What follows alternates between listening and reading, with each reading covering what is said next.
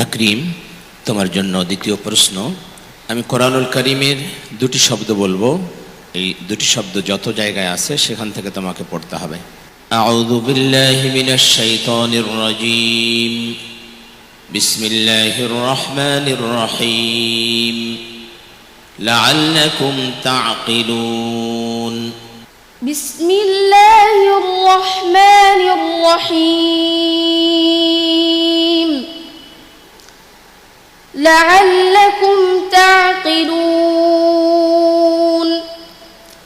সুম্মা ক্বাসাত কুলুবুকুম মিন বা'দি যালিকা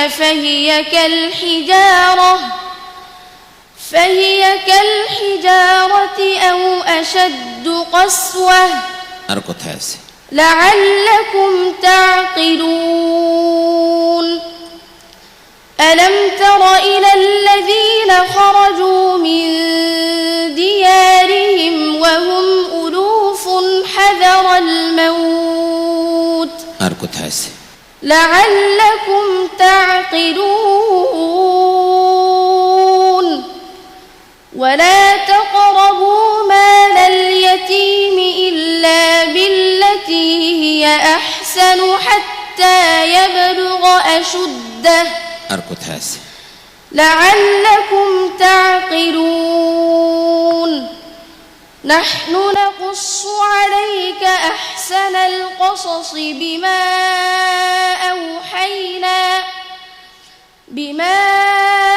أوحينا إليك هذا القرآن لعلكم تعقلون.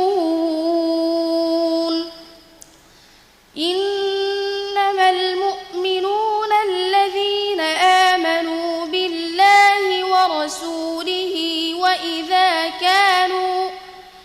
وإذا كانوا معه على أمر جامع لعلكم تعقلون.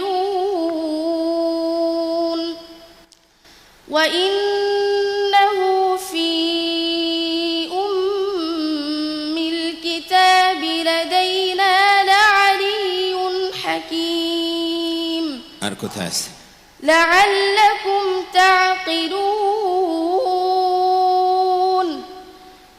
إن المصدقين والمصدقات وأقرضوا الله قرضا حسنا. আর কোথাও আছে? জি না।